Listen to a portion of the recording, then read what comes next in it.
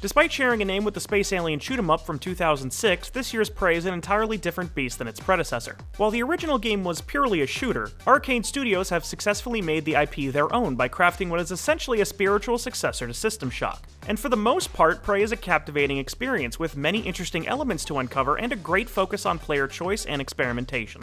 You fill the space boots of Morgan, who could be male or female, an amnesiac scientist participating in experiments aboard the station Talos 1. It's not long before things go horribly wrong as an alien race called the Typhon ransack the station and kill the majority of the crew, leaving Morgan to survive and piece together the mysteries of his or her forgotten past. The game's opening is very strong and sets up an intriguing mystery, and while it does pay off well enough when all is said and done, it tends to take a back seat for pretty long stretches as you tackle the substantial number of optional quests presented to you. There's some well done environmental storytelling present and tons of notes, emails, and audio logs to find, helping you understand what life was like on the station before and after things went bad.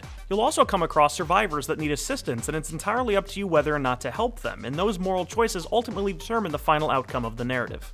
As stated before, Prey has many similarities to the classic System Shock games in that it allows for a lot of customization in how you want to play. With multiple skill trees to invest in and a wider range of abilities to choose from, referred to in-game as neuromods, there are usually various ways to bypass a given obstacle. Depending on how you want to spec your character, a locked door can be hacked, forced open, or skipped by entirely by turning into a coffee mug and squeezing through a small opening elsewhere. The upgrades are well varied and all have their uses, so choosing what you want to invest in can be a difficult choice, which definitely encourages repeat playthroughs. This customization extends to combat as well, which you'll be engaging in on a fairly regular basis. Aside from the usual buffs to health, stamina, and firearm damage, there are many offensive alien powers to mess around with, from a damaging psychic blast to elemental attacks. As far as the actual gunplay, there's only a handful of weapons to use and they function how you would expect, though special mention must go to the glue gun. While at first it seems like its sole purpose is to incapacitate enemies, it proves to be quite versatile, being used to repair hazardous leaks and create makeshift platforms for climbing or crossing dangerous areas. Stealth is also an option, and while some abilities like dealing extra damage when undetected are useful, I found attempting to bypass your foes entirely to be impractical as defeated enemies provide precious resources.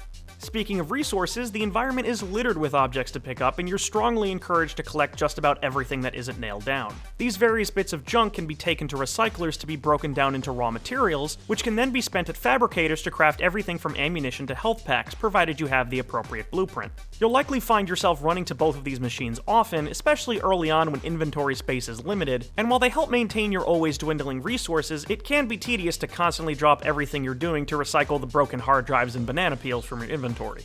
During my 20 or so hours with Prey, I did run into a few issues. Getting the minor ones out of the way first, there's the music. While actually quite good, some of the tracks can be overbearing, especially when enemies surprise you, which is accompanied by a loud, sudden screech. I found myself quickly going into the options menu and turning down the music a good amount to spare my eardrums. Another minor issue I had was how some objective markers were handled. Sometimes mandatory tasks were labeled as optional, which is just odd, and while you can track as many quests as you want, doing so leads to a cluttered and confusing HUD, so I never found myself tracking more than 2 or 3 at a time. The bigger problem I had with Prey was the somewhat uneven challenge ramp-up. While greater numbers of, as well as newer, stronger Typhon were being introduced at a steady rate, I as the player felt under-equipped to deal with them. I always seemed to be low on resources, and at times would easily be overwhelmed and killed in a matter of seconds without really knowing what I was doing wrong. In fact, it took about until halfway through the game before I felt powerful enough to consistently deal with what was being thrown at me.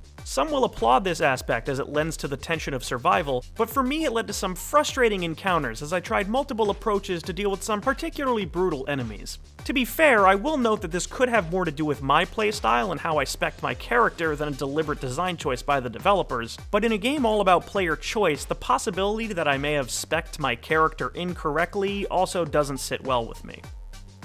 Aside from those few stumbles, I had a pretty damn good time with Prey.